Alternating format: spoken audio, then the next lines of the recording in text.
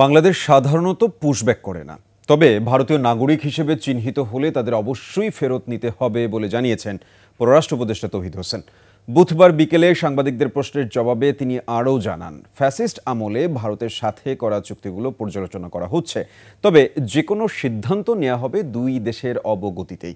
এছাড়া ভারতের বাজারে বাংলাদেশি পণ্যের প্রবেশাধিকারের বিষয়টি নিয়ে একটি চিঠি প্রস্তুত করা হচ্ছে, তবে এটি বাণিজ্য উপদেষ্টার দপ্তর দেখছে বলে জানান পররাষ্ট্র উপদেষ্টা। মাঠের অলরাউন্ডার আমি, আর ঘরের allrounder Tylox. Tylox toilet cleaner, clean মানেই টাইলক্স।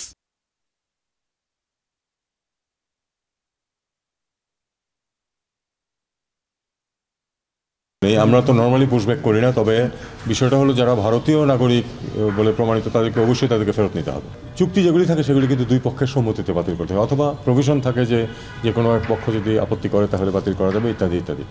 সেগুলি এই মুহূর্তে ঠিক আমরা বাতিল কোনোটাই করিনি। আমরা তো আসলে চাই যে নিয়ম অনুযায়ী যেন সব কিছু এগোয়। এটা কমার্স অ্যাডভাইজার বিষয়টা দেখছেন এবং আমরা এটা টেক আপ করছি।